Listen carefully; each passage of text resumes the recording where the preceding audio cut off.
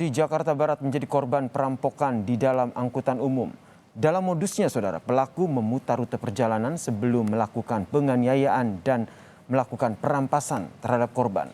Lantas bagaimana korban dapat lari dari sekapan si pelaku? Berikut ini penelusurannya untuk Anda.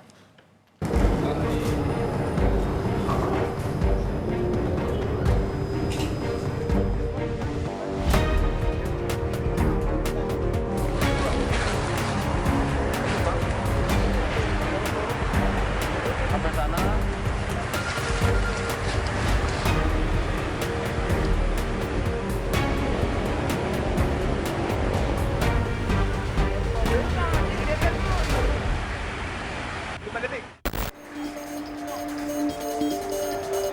Perkara ini bermula dari kecelakaan tunggal sebuah angkutan kota di dekat gerbang tol.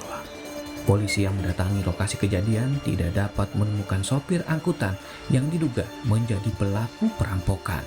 Saat olah TKP, polisi menemukan sejumlah barang bukti yang diduga milik pelaku. Seorang pelajar menjadi korban perampasan benda berharga saat menggunakan jasa transportasi umum. Ironis, pelaku tindakan kriminal merupakan pengendara dari kendaraan umum yang ditumpangi oleh korban. Beruntung, korban berhasil melarikan diri dengan cara melompat dari kendaraan umum tersebut. Bagaimana kasus ini bermula? Ikuti penelusuran tim gelar perkara di Jakarta Barat. Korban tidak menyangka dirinya akan menjadi sasaran tindak kejahatan oleh sopir angkutan.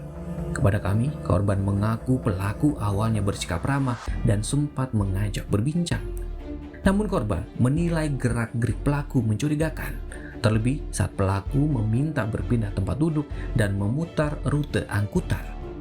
Benar saja, apa yang dicurigai korban menjadi kenyataan. Pelaku menganiaya korban untuk melakukan perampasan. Meski dalam keadaan terdesak, namun korban akhirnya berhasil meloloskan diri. Korban melompat dari kaca jendela angkutan yang terbuka. Dirimu berarti berangkatnya naik angkot itu sendiri atau sama temennya atau gimana sih? Sendiri, iya. Kan saya kan nyuruh teman saya pulang duluan, posisinya di situ. Nah, waktu itu pas di angkot, pas kamu naik angkotnya nih, Iya, di dalam angkotnya itu udah ada orang atau belum? ada. Ada berapa? Waktu saya naik ada 2 penumpang laki-laki. Terus mereka turun di daerah Tugong. Tapi ya ada ada penumpang lagi kayak naik turun gitu. Jadi naik turun terus ya? Iya. Dirimu waktu di angkot kemarin, itu duduknya posisi di mana? Di paling belakang. Di paling belakang? Iya, kursi penumpang paling belakang. Paling belakang. Oh, ingat gak waktu itu lagi ngapain dirimu pas lagi duduk di belakang sambil naik angkot? Ya cuman kayak dengerin musik. Udah gitu doang, sambil merhatiin jalanan. Dengerin musik sampai di jalanan. Iya. Berarti kamu waktu kejadian itu kamu penumpang terakhir atau bagaimana? Saya penumpang terakhir. Penumpang terakhir. Iya. Waktu itu bisa dijelasin kronologisnya, akhirnya disuruh pindah tempat duduk gak? Iya disuruh. Gimana tuh waktu itu nyuruhnya? Ya, jadi kan udah tuh kan itu angkot muter nih kan, ngajak motong jalan.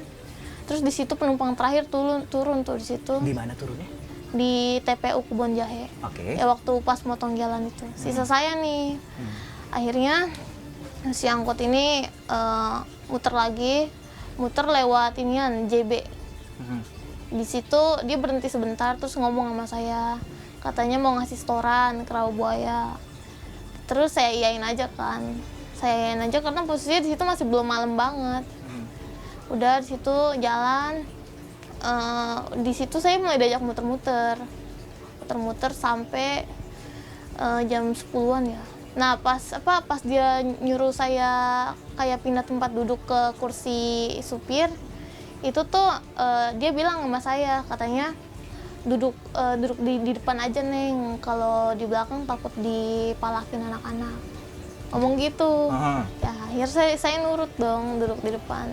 Terus juga alasan saya mau aja gitu diajak muter-muter karena kan saya kan sempet ngobrol-ngobrol juga kan sama dia di perjalanan waktu dia ngajak saya muter-muter itu. Dia ngomong kayak nanyain nama saya sekolah di mana gitu kan. Terus mama saya, bapak saya gitu. Terus bilangnya kenal sama bapak saya. Sampai bilang kayak gitu? Iya, terus Ya, terus juga dia bilang kan dia kan tahu ya apa kayak tujuan saya ke metro nih. Dia juga bilang katanya rumah dia juga di sini, di daerah sini. Nah, akhirnya muncul kejadian HP kamu dirampas itu pas kapan? Lokasi inget gak? Ingat? Ya itu pas di tempat kejadian di Rawa Bokornya. Itu gimana waktu itu? Bisa mungkin diceritakan lebih Oh, detailnya? itu karena kan posisinya udah malam banget ya.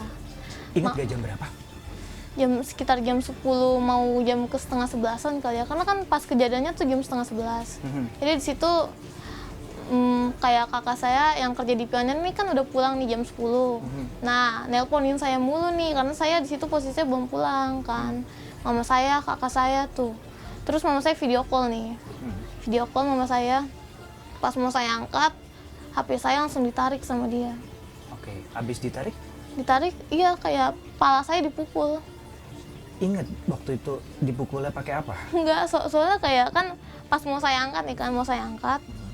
Tiba-tiba dia mukul saya, kayak udah nggak ada jeda lah, kayak langsung kayak gitu. Itu kayak refleks dia kali ya karena saya mau ngangkat video call-nya. Terus pas saya ngangkat kepala, HP saya udah di tangan dia. Nah, setelah itu untuk kamu bisa meloloskan diri, mungkin bisa diceritain gimana ceritanya? Itu oke sih kayaknya.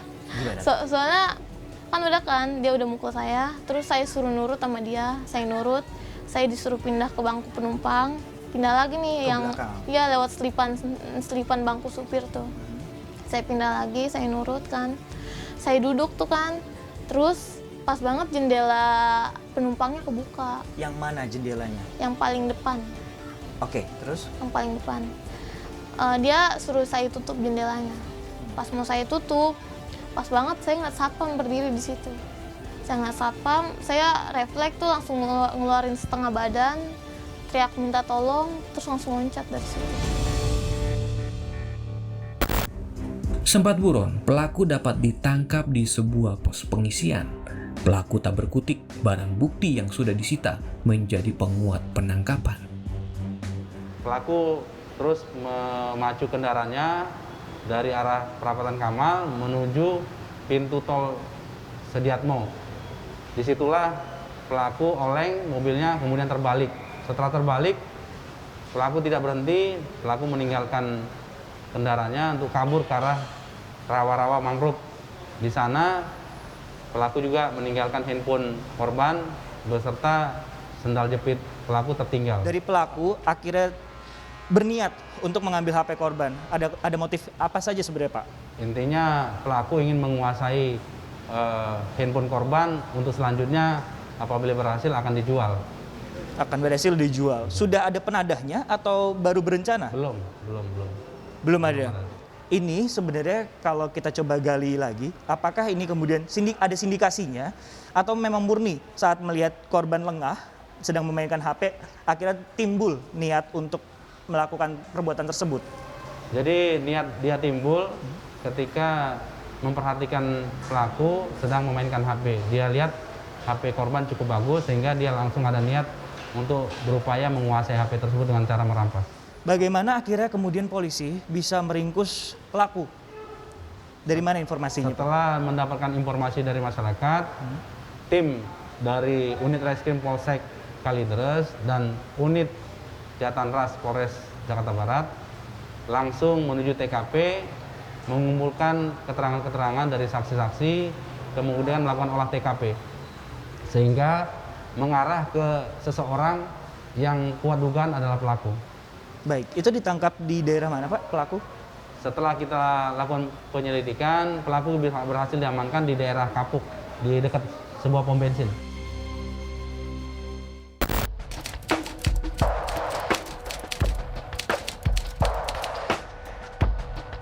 Sangat khawatir banget sih. Kenapa? Karena dulu pernah sempat bau kecopetan. Khawatir banget ya, apalagi kita sebagai perempuan. Kadang-kadang kan ya pelecehan sering terjadi di angkutan umum. Pasti sih, resah banget.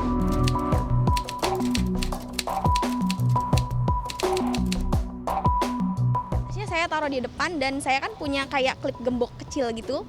Nah, saya kunci dulu tasnya. Ya jangan buka-buka handphone biasanya ya di dalam angkutan umum. Terus tasnya biasanya atau tas biasa kita bawa itu harus ada di depan gitu aja sih. Kita tidak memperlihatkan apa yang kita bawa, misalkan kayak handphone ya, kita jangan mengeluarkan, jangan memancing lah intinya gitu.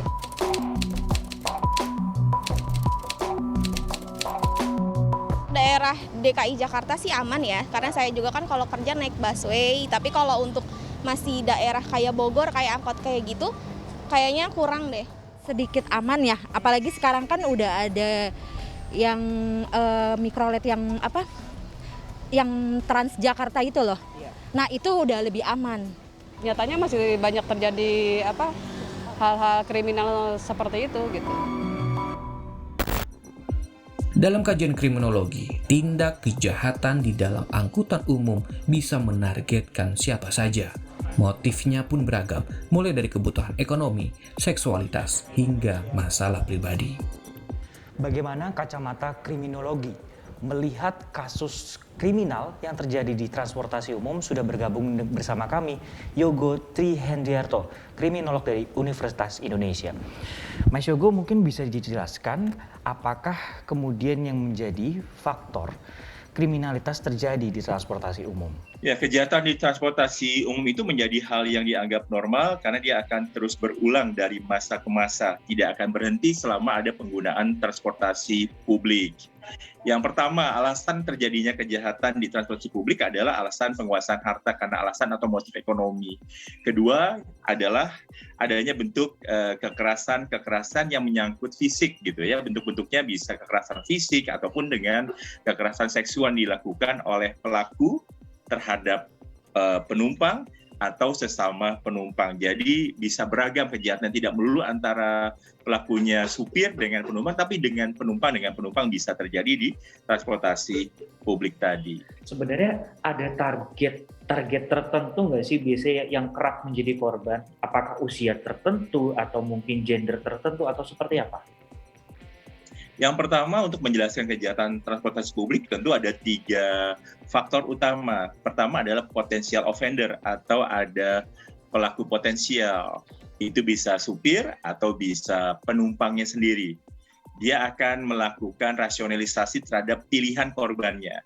Faktor kedua adalah suitable target, artinya ada korban potensial yang memiliki ciri-ciri yang diamati oleh pelakunya tadi.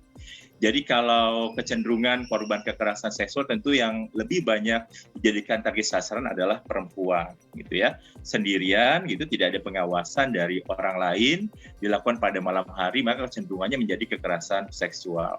Tapi kemudian kalau kekerasan terhadap orang lain, misalkan jenis kelamin gendernya adalah laki-laki, biasanya karena faktor-faktor tertentu gitu, ada faktor balas dendam, dibuntuti. Nah itu bisa terjadi juga lokasinya di transportasi umum. Kalau ada pengawasan dia menggunakan transportasi umum tadi. Tapi juga ada hal-hal yang berkaitan dengan penguasaan harta benda, misalkan karena ada faktor lansia atau anak-anak juga. Itu menjadi target sasaran yang dilakukan oleh pelaku potensial. Ketiga adalah ketidakadanya pengawasan yang maksimal. Pengawasan ini maksudnya apa? Yang pertama dari sisi aspek angkotnya, apakah ada penerangan yang cukup gitu ya, kelihatan. Apakah supirnya tadi memiliki surat-surat yang resmi? Apakah juga ada mekanisme pengawasan ketika terjadi kejahatan, ada panic button di transportasi publik tadi. Nah itu yang perlu diperhatikan. Jadi kalau ada kondisi situasi sangat mendadak gitu ya, sifatnya accidental, maka bisa dilacak, setidaknya bisa direspon dengan cepat sehingga dapat pertolongan. Melihat peluang untuk meloloskan diri, seorang siswi SMK nekat untuk melompat dari kendaraan umum yang ditumpanginya guna melepaskan jerat dari tindakan kejahatan dengan kekerasan yang dilakukan oleh sopir angkutan umum.